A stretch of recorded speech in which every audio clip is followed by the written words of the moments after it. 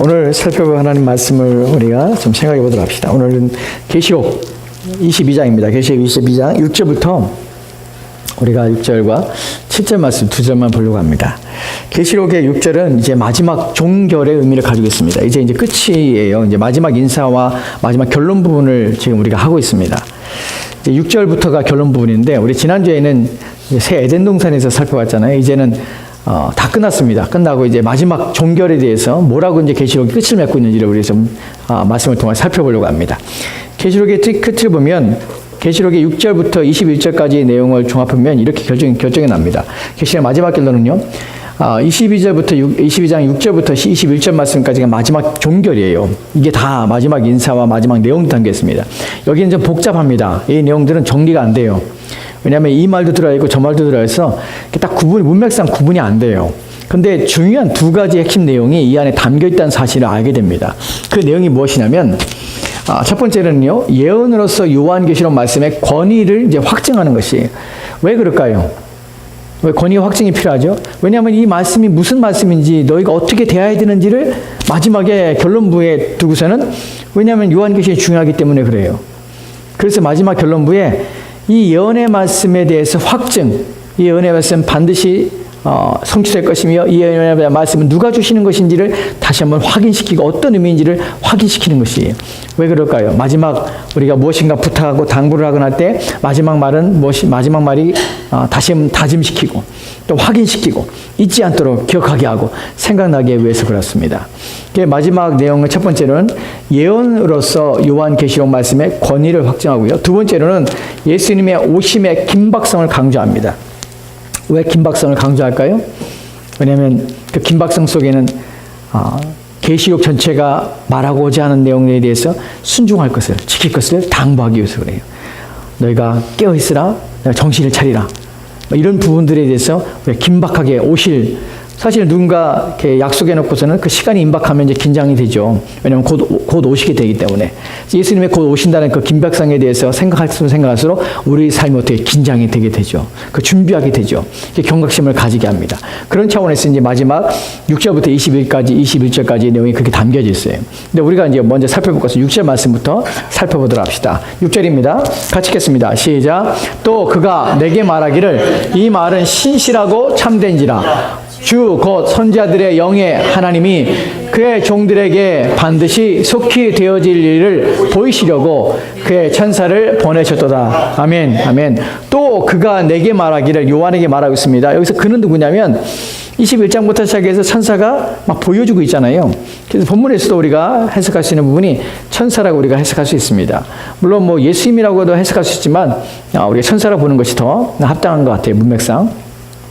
천사가 내게 말하기를, 이 말은 신실하고 참된지라 라고 말합니다. 왜 예수님하고 이제 해석이 가능하냐면, 이 말이라는 표현에서 이 말씀을 주신 분이 예수님이기 때문에 예수님이라고 우리가 해석할 수 있습니다. 근데 문맥상 누군지는 정확하게 보이지 않지만 일반적으로 전체의 흐름상 천사가 더 낫지 않을까라고 이제 우리가 이해를 하는 것이에요. 여기 보면은 이 말씀이라는 거, 내게 말하기를 이 말은 이라는 표현을 씁니다. 근데 한글 성경에는 이게 단수로 나오지만 원문은 복수예요. 이 말씀들이에요. 이 말들이에요. 그러니까 이것은 한 가지 말이 아니라 여러 가지 말이죠. 여러 가지 말들이 무엇을 가리킬까 우리가 생각할 때 두 가지의 가능성이 있습니다. 하나는 무엇이냐면, 요한계시록에 지금 이 천사가 지금 요한을 데리고 다니면서 구경시키는 것이, 설명하고 보이는 것이 무엇이냐면, 이 말씀들이라고 할 때에 제한되는 소극적인 의미에서의 범위는 21장부터 시작돼요. 21장의 내용이 뭡니까? 요한이 이제 마지막 하나님께서 둘째 사망을 다 던져버리시고 이제 끝이 났습니다. 어린 양의 혼인잔치가 끝났어요. 이제 시작되는 것을 보여줍니다. 그리고 이제 다시 데리고 나서 어디를 보여주냐면 새하늘과 새 땅을 보여주죠. 21장에 우리가 새하늘과 새 땅을 살펴봤죠. 그러니까 하늘로부터는 새하늘과 새 땅을 봤고요. 또 무엇을 봤습니까? 그 새하늘과 새 땅과 함께 더불어서 새 예루살렘이 하늘에 내려오는 것을 살펴봤죠.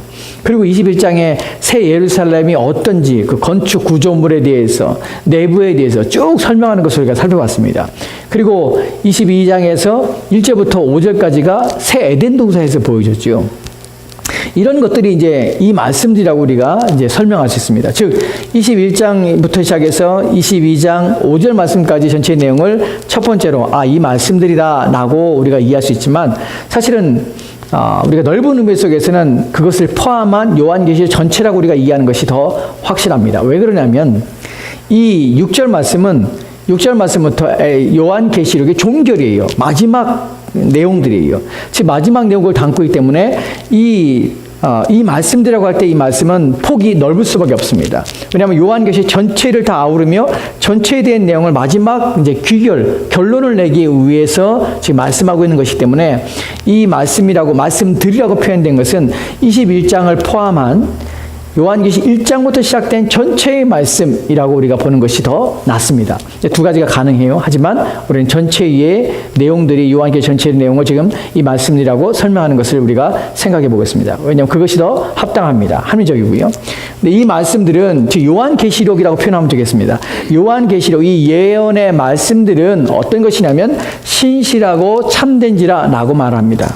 아멘. 아멘이죠. 이 요한계시록 말씀은 신실하고 참돼요. 왜 그럴까요? 왜 이 말을 사용할 수밖에 없고 이 말을 사용할까요? 요한계시 마지막 구절에서 마지막 종결을 하면서 왜 이 말씀들은 왜 신실하고 왜 참되다라는 말을 반복하며 다시 한번 이것을 주시시키는 것일까요?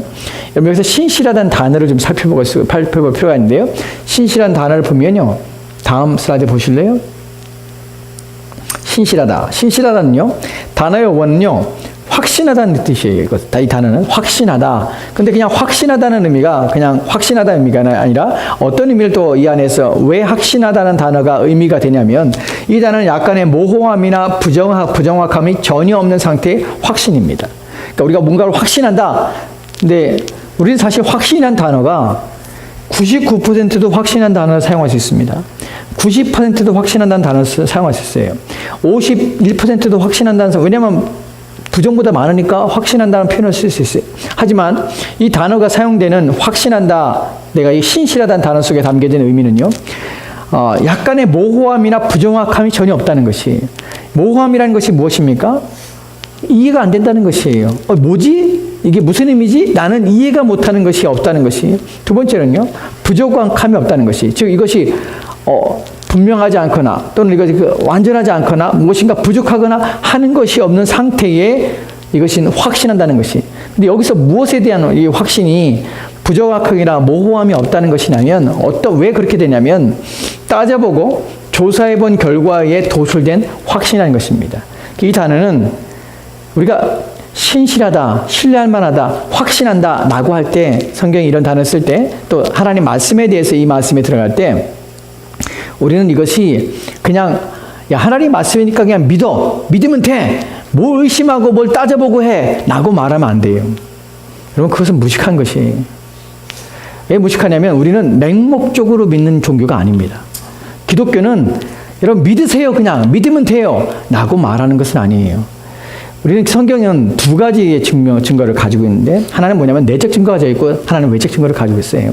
왜 성경이 신뢰할 만하냐면 외적 증거는 성경 자체가 증거를 해요. 성경 자체가 어떻게 하나님 말씀이라 증거를 하고요. 또한 외적 증거 가운데 성경을 기록한 40명이라는 저자들에 의해서 각 시대에 따라서 1600년이라는 기간 동안에 각 시대와 각기 다른 장소에서 각기 다른 배경을 가진 사람들이 성경을 기록했는데 이것이 다 전체를 흐르고 있는 통일된 주제와 통일된 내용을 가지고 있다는 것이. 이런 것들은 사실 찾아볼 수가 없습니다. 왜 성경이 진리며 사실이며 이것을 신뢰할 수밖에 없냐면 외적인 증거만을 우리는 충분히 증거를 가지고 있지만 성경은 내적인 증거를 또한 가지고 있습니다. 무슨 말이냐면 내적인 증거는 성령이 믿는 자들의 마음들 가운데 이 말씀이 참이라는 사실을 증거하신다는 것이에요. 그래서 아무나 성경을 확신하지 못합니다. 외적인 증거를 사람들이 찾지만 외적인 증거를 그래서 내가 성경을 믿어야 되겠구나 라는 것은 참된 믿음이 아니에요. 항상 증거는 둘 이상이 됩니다. 외적인 증거 속에서 우리는 성경 자체가 성경을 증언하고 있어요. 그러니까 우리는 믿습니다. 또 하나 부인할 수 없는 사실은 성령이 우리 안에서 증언하고 있다는 것이에요. 왜 누구는 믿고 누구는 못 믿을까?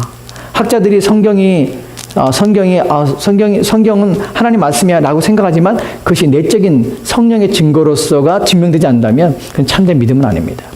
왜 신실하다는 표현을 왜 이 말씀, 하나님 말씀이 왜 신실하고 요한계시에 신실하냐면 이 말씀이 믿을만하고 확신하냐면 따져보고 생각해보고 조사해보고 연구해 보니까 이 모든 것들이 외적인 증거와 내적인 증거 모두에서 우리에게 우리 마음에 이것이 신뢰할 만으로 우리 가운데 다가오기 때문에 그래요. 우리가 때로는 어떤 부분에서 우리가 완전하지 못한 분이지만 성령이 그 부분에서 우리 마음에 신뢰를 주십니다. 확신을 주시는 것이에요. 이 말씀은 그래서 신뢰할 수 있는 말씀이 되고 확신 있는 말씀이에요. 그냥 맹목적으로 믿는 것이 아닙니다. 우리는 그냥 목사님 믿으라니까 믿는 것이 아닙니다. 우리는 이것을 읽어보고 또한 성경이 증거하는 내용들을 살펴보고 그것뿐만 아니라 성령이 우리 가운데서 내적인 확증을 주기 때문에 우리가 우리의 이성과 우리의 지성과 우리의 사고와 우리의 생각을 다 총동원해 보니까 이것은 따져보니까 이것은 하나님 말씀이고 이것은 믿을 만하고 확신할 만하다는 것이 우리 가운데 믿음으로 다가오는 것이에요. 그래서 우리는 이것을 확신하는 것입니다. 이런 확신이 없으면 문제가 돼요. 왜 사람들이 이단에 빠집니까? 왜 빠지냐면 그들은 그냥 믿으면 믿습니다 라고 생각하기 때문에 이단에 빠져요. 따져볼 거 없습니다. 묻고 따지지 마요. 그건 이단이 하는 것이 그냥 여러분 믿으면 그냥 믿습니다 하면 돼요. 그런데 나중에 사람들이 와서 야 성경이 이렇대, 성경이 이런 말이야 라고 생각하면 내가 알고 있던 거와 다른 것이에요. 거기서 그렇구나 하고 넘어가는 것이에요. 왜냐하면 내가 알고 있는 것은 무엇을 알고 있어요? 그냥 생각, 지식으로만 알고 있는 것이. 그냥 정보로만 알고 있는 것이. 그것이 내게 따져보고 생각하고 고민하면서 성령이 우리의 지성을 움직여서 우리의 눈을 열게 하시고 우리의 지성을 열게 해서 그것을 믿음으로써 받도록 우리 안에서 그것을 우리가 깊이 깨닫는 은혜가 우리 가운데 없었기 때문에 우리는 다른 소리에 잘못된 이단의 소리나 잘못된 가르침에 우리가 빠지게 되는 것이. 근데 그것을 알고 그것을 깨닫고 우리가 분명히 이해한 가운데 있는 자들은 이단의 허튼 소리가 나오면 저건 다른 소리구나, 저건 잘못된 것이나 하는 것을 알고 그것을 배척하게 되는 것이. 본문에서 신실하다는 것은 바로 그런 의미입니다. 그냥 막 맹목적으로 믿는 것이 아닙니다. 우리가 이제 계시록 살펴봤던 것처럼 이것은 하나님께서 우리 가운데 주신 말씀일 뿐만 아니라 이것은 그대로 성취될 것이며 이루어지는 예언의 말씀이라는 것을 우리가 살펴봤고 또한 그것이 되어질 것뿐만 아니라 성령이 우리 가운데 그것을 인쳐주셨기 때문에 우리는 그것에 대해서 신뢰하게 되는 것입니다. 그래서 확신한다, 신뢰한다는 이런 표현을 쓰는 것이. 이 표현을 쓰는 또 하나의 이유가 있습니다. 왜 그러냐면 이것을 듣는 자들에 대한 문제 때문에 그래요. 여러분, 우리는 성령의 내적인 조명과 또 성경을 읽고 나서 우리는 이 말씀을 들으면서 이것은 정말 사실이야, 이것은 진리야, 참이야 라고 생각합니다. 근데 문제는 이 말씀을 듣고 이 말씀을 읽는 자들 가운데서 이 말씀에 대한 신뢰하지 못하고 확신하지 못한 자들 때문에 다시 한번 주지시키고 다시 한번 확신시키는 것이. 너희는 이 말씀에 대해서 이 말씀이 무엇이라 생각하는가? 왜 이 말씀을 들어도 깨닫지 못할 뿐만 아니라 왜 이 말씀에 대해서 따라 순종하지 않는가? 하는 부분에서 우리 가운데 이 말씀의 경고의 말씀으로 마지막 주시는 것입니다. 이 말씀은 신뢰할 수 있는 말씀이다. 이 말씀은 확신할 수 있는 말씀이다. 너희는 따져보고 조사해보고 생각해봐라. 이 말씀이 참으로 너희 가운데 참된 말씀인지 아닌지를 너희가 이 말씀에 대해서 깊이 연구해봐라 하고 우리 가운데 요청하는 것입니다.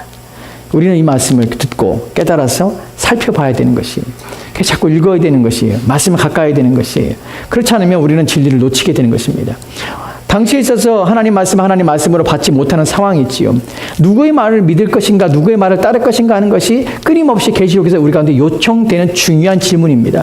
계시록 읽을 때 모든 독자들에게 요구하는 것이 무엇이냐면 듣고 그 말씀이 참으로 내가 쫓아야 될 말씀인가, 내가 믿어야 될 말씀인가 아닌가를 우리는 분명히 선택해야 됩니다. 그렇지 않으면 우리 가운데는 끊임없이 우리 가운데 다가오는 미혹과 또 유혹 속에서 하나님을 선택할 것인가 아니면 세상을 선택할 것인가 날마다 우리는 갈림길이 있기 때문에 그래요. 당시의 사람들에게서는 눈에 보이는 신인 황제를 숭배하며 우상을 숭배하며 따라할 것인가, 아니면 이 요한을 통하여 주신 이 계시의 말씀을 쫓아서 자신을 거룩하게 하며 순결하게 함으로 말미암아 이 세상의 유혹과 미혹에서 우리가 견뎌내며 이겨내요 온갖 박해와 환난과 핍박 가운데서 우리의 믿음을 지켜 정결하며 순결한 자로 주님 앞에 설 것인가 하는 것은 끊임없이 요한 계시를 통하여서 요구받고 있는, 또한 질문을 받고 있는 내용이라는 사실입니다. 여기서 우리는 하나님 말씀을 신뢰하지 않는다면 우리는 세상으로 갈 수밖에 없지요. 우리의 귀에 들려오는, 우리의 눈에 보이는 것들을 추구하며 그것을 따라갈 수밖에 없습니다. 그러지 말라는 것이. 그래서 이 말씀은 확신하며 이 말씀은 신뢰할 만한 말씀이라고 우리 가운데 말씀하시는 것입니다. 그 다음을 내용을 좀 보도록 할까요? 우리 로마서 1장 4절 맞습니다. 같이 읽겠습니다. 시작. 성결의 영혼은 죽은 자들 가운데서 부활하사 능력으로 하나님의 아들로 선포되었으니 곧 우리 주 예수 그리스도시나. 아멘. 아멘. 이 구절이 말하고 있는 것이 무엇이냐면 예수 그리스도가 누구신가, 예수 그리스도가 왜 신뢰만한가 하는 부분에서 이 구절이 우리 가운데 요청하고 있는 것입니다. 여러분, 우리가 요한계시록에서 이 말씀을 신뢰할 만하다 할 때 이 말씀을 주신 분이 누구냐면 천사를 통하여 주었지만 천사는 누구 통하여 계시를 받았습니까? 예수께서 주신 것이에요. 즉 예수님의 말씀을 전하는 것이에요. 우리는 누구의 말을 믿냐면 예수 그리스도의 말씀을 지금 믿고 있는 것이에요. 이 말씀은 누구로 봤다면 하나님께서 예수 그리스도에게 맡기신 계시예요. 우리는 또 하나님 말씀이라고 또한 우리가 이해하기도 합니다. 근데 이 말씀이 왜 우리 가운데 신뢰하려면 믿을만 하냐면 예수 그리스도의 말씀이라는 것 때문에 우리는 더 믿어야 된다는 것이에요. 여러분, 사람의 말에 대해서 우리가 누군가의 말을 믿을 때에 그 말을 하는 대상이 누군가에 따라서 우리는 신뢰하거나 신뢰하지 않습니다. 근데 우리가 믿고 우리가 믿으라고 요구받고 있고 내가 조사하고 탐구하고 연구해서 이 말씀이 확신 가운데 신실한 말씀으로 너희가 받으라 라고 요구받고 있는 이 말씀을 주신 대상이 누구냐면 예수 그리스도란 사실이에요. 그분이 누구십니까? 죽었다가 부활하신 분이에요. 근데 그 부활이 능력으로 부활하신 것이에요. 죽음을 이기셔서 그 능력이 나타났습니다. 그 어떻게 해요? 하나님의 아들로 선포되신 분이에요. 예수님은 죽음에서 부활하시는 능력으로 말미암아서 본인의 그 부활하신 능력으로 말미암아 하나님의 아들로 선포되시며 드러나시며 나타나신 분이에요. 우리가 이분을 그래서 신뢰하게 되는 것입니다. 사망 권세를 이기셨을 뿐만 아니라 그분이 하나님이라는 아들이 증명된 것이에요. 무엇을 통하여? 부활을 통하여서. 우리는 그래서 입증하시고 스스로가 누구신지를 나타내시며 드러내신, 그래서 그분의 입으로 나오는 모든 말씀이 참이란 사실을 우리는 확신하게 되는 것입니다. 다시 그 다음에 있는 우리 다시 요한계시록 22장 6절 말씀 보면은 그 다음에 우리가 살펴볼 것이 뭐냐면 신실하고 참된지라는 단어입니다. 이게 신실하다는 표현만 써도 되는데 참된지라는 단어를 함께 사용하고 있다는 것이. 여러분, 참된지라는 단어는 어떤 의미냐면 그 다음 볼까요? 참된지라는 진실하며 진리이다라는 뜻입니다. 이 단어가 가지고 있는 진리, 진실합니다, 진리입니다. 또 거짓되지 않고 진실하다는 것입니다. 이 단어가 가지고 있는 것이. 여기서 주목할 것이 뭐냐면 요한복음 10장 17절 말씀에 이렇게 기록되어 있습니다. 이것에 연결되어서 이제 생각해 보려고 하는 것이 요한복음 10장 17절 말씀입니다. 같이 읽겠습니다. 시작. 그들을 진리로 거룩하게 하옵소서. 아버지의 말씀은 진리니이다. 아멘, 아멘. 본문에 보면 아버지의 말씀, 여기서 누가 말하는 것이냐면 예수 그리스도께서 말씀하시는 것이 하나님의 말씀은, 성부 하나님의 말씀은 진리니이다 라고 말합니다. 근데 여기서 진리란 단어가 요한계시록 22장 6절 말씀에서 신실하고 참되다라는 단어와 같은 단어예요. 즉 참되다는 말은 진리란 말이에요. 진리. 신실하고 이 말씀, 예수님 말씀은 믿을만합니다. 신실합니다. 또한 예수님 말씀은 진리입니다 라고 말하는 것이. 진리란 뜻은 진실하다, 참되다, 옳다는 의미가 있지만 진리라는 단어를 가지고 있습니다. 그럼 진리라는 것은 온전한 것이, 진리라는 것은 그것이 참된 것이에요. 진실한, 거짓이 없는 것이, 그것이 진리입니다라는 것이. 그런데 이 진리라는 말씀이, 하나님 말씀은 진실합니다, 참됩니다, 또한 하나님 말씀은 거짓 없습니다 라는 뜻이지만 이 하나님 말씀이 요한계시록과 연결될 때에 예수님을 통하여 주신 말씀이 신실하며 참되다라고 할 때에 그 참됨은 어떤 의미에서 참되냐면 그 말씀을 통하여 듣는 자들을 어떻게 하냐면 그들을 진리로 거룩하게 하옵소서.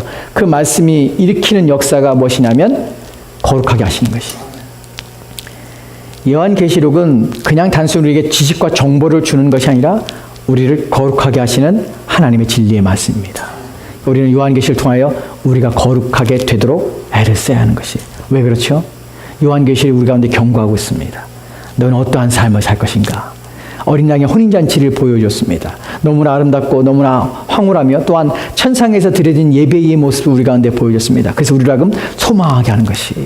결코 우리가 가지 말아야 할 것, 결코 있으면 안 될 것, 결코 그것에 빠지면 안 될 것, 결코 그 이름이 우리 가운데 그 이름이 기록되지 않으면 안 될 것이 우리 가운데 있다는 사실을 우리가 알게 하시는 것이. 너희의 이름이 생명책에 있는가? 우리는 생각해 봐야 될 뿐만 아니라 너희는 혼인잔치에 참석하여서 자신의 옷을 깨끗이 빨아서 깨끗하게 하고 있는 자인가 하는 부분에 너희는 그의 이름이 지워져서 너희가 둘째 사망에 빠지지 않는 자로 존재하고 있는가 하는 부분에 대해서 우리는 끊임없이 생각합니다. 이런 것들을 생각할 때마다 우리는 우리 스스로를 거룩하게 하기 위해서 애를 쓰게 되는 것이에요. 하나님 말씀 우리로 하여금 날마다 거룩으로 인도해 갑니다. 우리를 깨끗하게 하는 것이 온전히 하게 원하시는 것이에요. 그런데 이렇게 하나님 말씀은 예수 그리스도 통하여 우리 가운데 주신 말씀은 우리로 하여금 신실하게 우리가 확신으로 받아야 될 말씀뿐만 아니라 그 말씀 우리가 거룩하게 하는 진리의 말씀입니다. 참된 말씀입니다. 옳은 말씀이지요.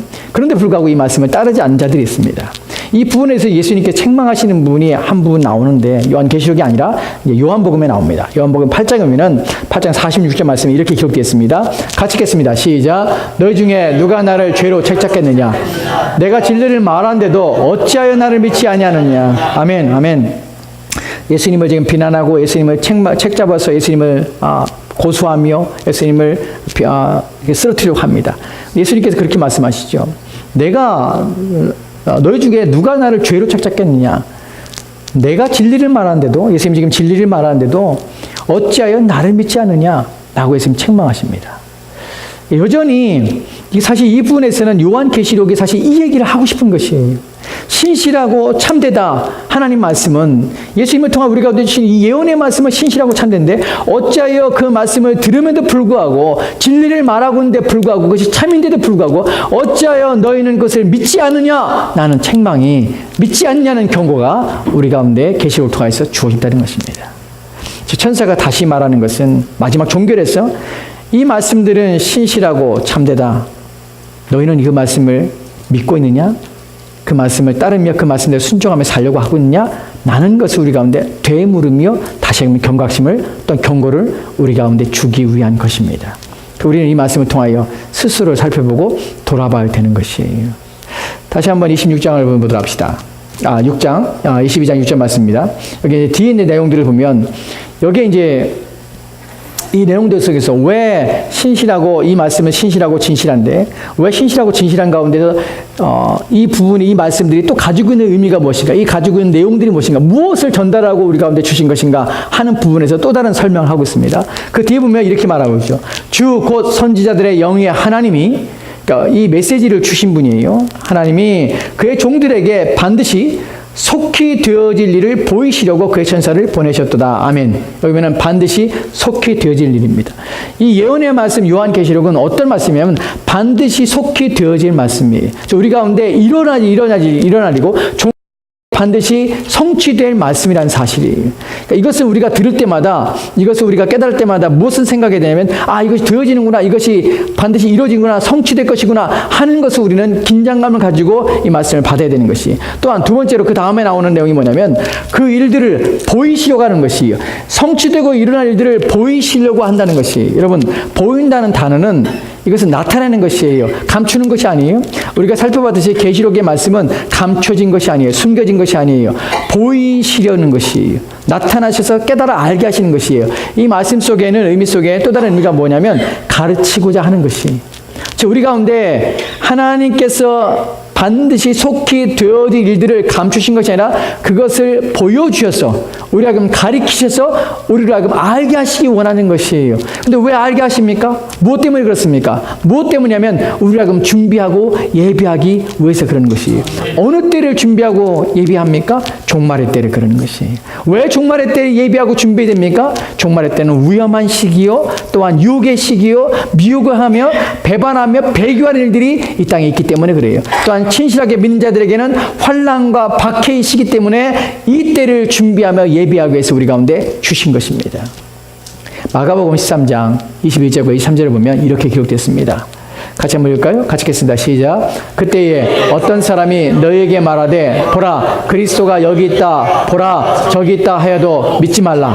거짓 그리스도들과 거짓 선자들이 일어나서 이적과 기사를 행하여 할 수만 있으면 택하신 자들을 미혹하려 하리라. 너희는 삼가라. 내가 모든 일을 너희에게 미리 말하였노라. 아멘. 아멘. 그때라는 것은 지금 종말을 말합니다. 요한계시록이 말하고 있는 이 시대와 같은 시대를 말하고 있죠. 어떤 사람이 너에게 말하되 보라 그리스도가 여기 있다 보라 저기 있다 해도 믿지 말라. 믿지 말라. 요한계시록에서 우리 가운데 거짓 선자들이 있을 것을 믿지 말라. 그들을 미혹당하지 말라. 동일한 말씀하고 있는 것입니다. 거짓 그리스도들과 거짓 선자들이 일어나서 우리가 요한계시록 사단과 사단의 추종 세력들과 거짓 선자들이 일어나서 사람들을 꾀입니다. 꾀서 그들로 하여금 미혹하게 하는 것이, 그래서 그들로 하여금 배교할 뿐만 아니라 그들의 신앙의 자리에서 떠나게 하고 또한 세상을 섬기며 자신들을 섬기게 하는 것입니다. 심지어는 이적과 기사를 행하기도 합니다. 우리가 계시록에서 보는 것 똑같죠. 이적과 기사를 행합니다. 그다음 할 수만 있으면 택하신 자들을 미혹하려 하리라. 여기서 할 수만 있거든, 할 수만 있다면 이라는 것은 어떤 제한을 말하고 있어요. 할 수 없다는 것이죠. 택하신 자들을 미혹하는 데 있어서 할 수만 있다면 그러면 하지 못하는 것이에요. 못하는 것이 제한돼요. 근데 여기서 우리가 그러면 택하신 자들을 사단이 택하신 자들을 거짓된 자들이 미혹을 안 당하네. 그러면 나는 아무것도 안 해도 괜찮네. 내가 택함 받았기 때문에 나는 아무것도 안 해도 괜찮네. 라고 착각할 수 있습니다. 근데 본문에서는 그런 의미로 주신 것은 아니에요. 하나님의 주권과 하나님의 통치와 하나님의 능력에 대해서 하나님께서 택하신 자들을 보존하시고 보호하신다는 의미가 이에 담겨 있지만, 그러나 참된 신자들에게서 주시는 경고는 그 다음에 이렇게 나옵니다. 너희는 삼가라. 아니요, 앞입니다. 너희는 삼가라. 할 수만 있다면 택하신 자들도 미혹할 만큼 종말의 시대에는 배교가 일어납니다. 많은 사람들이 믿음에 떨어질 것입니다. 세상으로 돌아갈 것입니다. 자기의 삶, 일상의 삶에 매여 살게 될 것입니다. 분명합니다. 그래서 할 수만 있거든 택한 자들을 미혹시키려고 하는 일들이 일어나게 될 것입니다. 그런데 그런 일은 불가능하게 되죠. 그런데 우리 가운데 어떤 자들에게 불가능하게 되냐면 너희가 삼가라는 말씀에 경고하심을 받는 자들에게는 이것이 불가능하게 되는 것입니다. 아멘. 아무나가 아닙니다. 주님께서는 분명히 너희가 넉넉히 있으라 하지 않았습니다.